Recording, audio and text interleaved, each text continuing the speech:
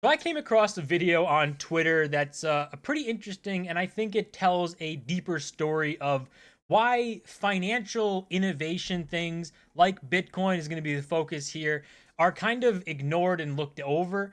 Because I think the majority of people just don't get it. They aren't interested in knowing finance, studying finance, so they kind of throw everything to the side, assume it's too complicated and don't want to deal with it, and just kind of go about their day. But this video shows people in 1993 reacting to credit cards being accepted at a Burger King for the first time.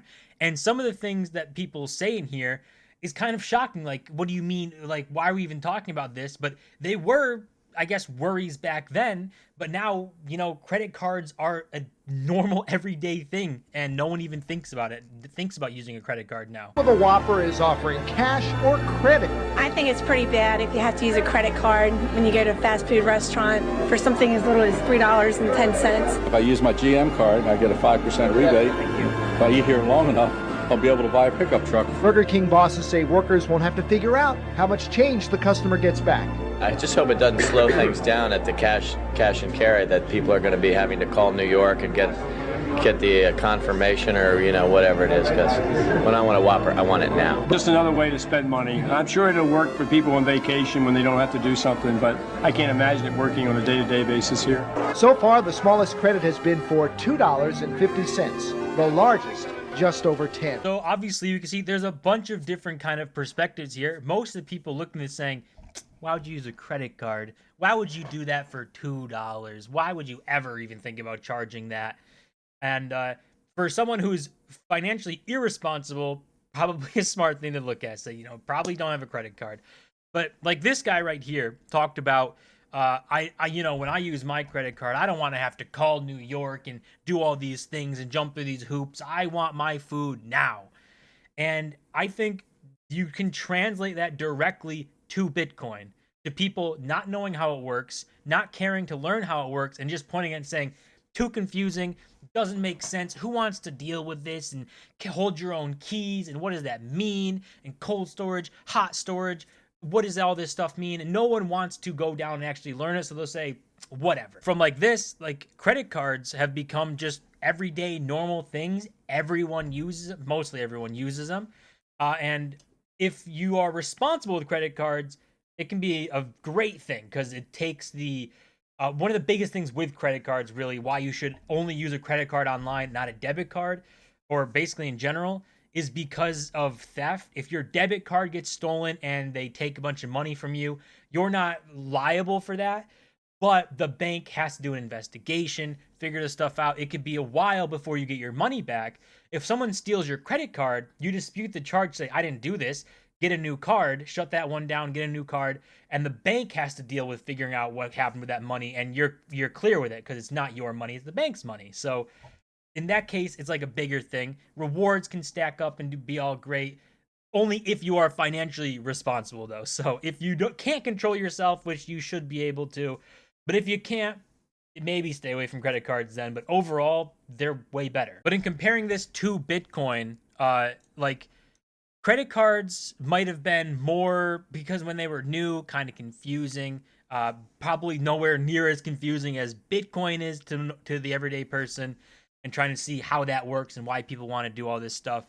But the user interface, the UX and stuff got better with credit cards, where people just kind of, they know the numbers that you have, the CSV, everything to use your credit card online. You just swipe it, you tap it, you do all this stuff now, and it just works. So I think that's the next step that we have to get to for Bitcoin, is UX and everything being easier to use, right? Your grandma has to be able to use the Bitcoin network for it to be mass adoption, or before it can reach that point. Because if it's too hard to use, people just don't want to go through that. They don't want to have to learn how to do something and make it be super hard. The internet went through the same thing with IPs and console commands, and it had to transition into actually getting URLs so that you could just easily type in google.com and not an IP address to go there. So it changed.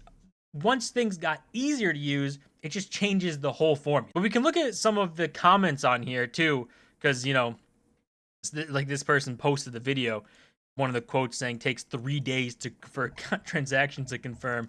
I mean, that's kind of how all of your cards work. Debit cards do the same thing. It takes a couple days to confirm transactions. You just don't see that because the UX, again, is very good and just kind of makes you feel like it's happening instantly when it's not. But some of these people, like this guy, 32 years later, people still don't get how credit cards work. Most will never understand Bitcoin and will instead be inevitably forced to adopting it.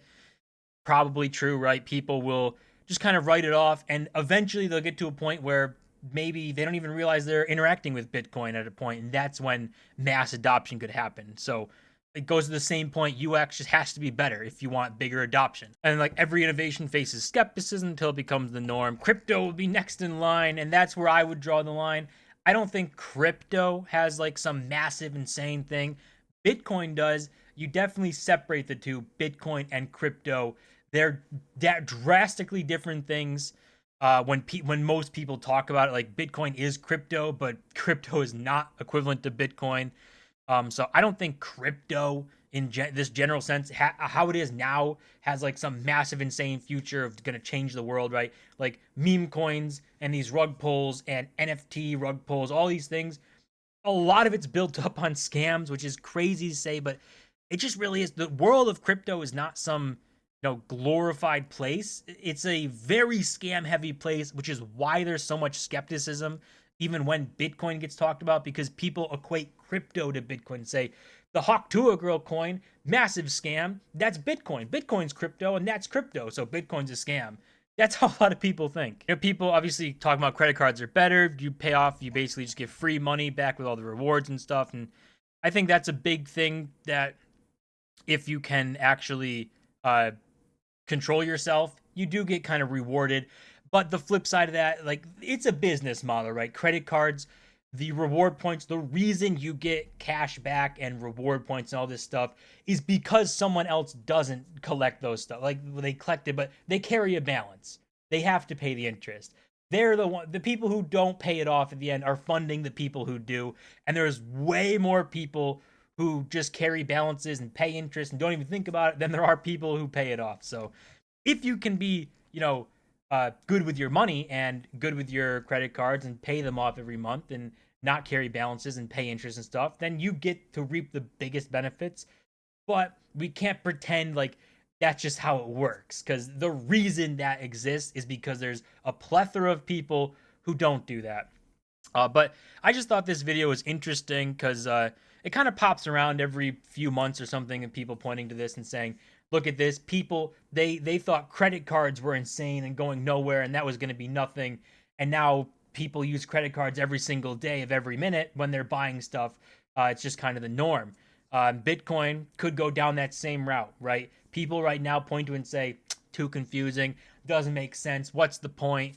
But we're seeing a bigger point for it. With the dollar going down in value, Bitcoin continuing to ride up, more people coming in who have aura about them, that they like demand respect in this traditional sense, kind of like Larry Fink coming in and saying, skeptical of Bitcoin, changed my mind, looked into it, seems like something that could be good. Does he actually mean it, or does he want to just pump his ETF? Who knows? But eventually we're going to get to a point where more people are adopting Bitcoin and are using it because they realize what it is. And we're going to look back in, maybe 20 years and think, wow, everyone who thought Bitcoin was nothing and saying how it's going to zero and it doesn't have any value and the fundamentals are nothing and it's just some weird digital coin, they were all wrong. And wow, I can't believe people actually thought. But to get to there, we do need the UX to be better. But that's going to do it for this video. As always, make sure to subscribe, and I'll see you guys in my next video.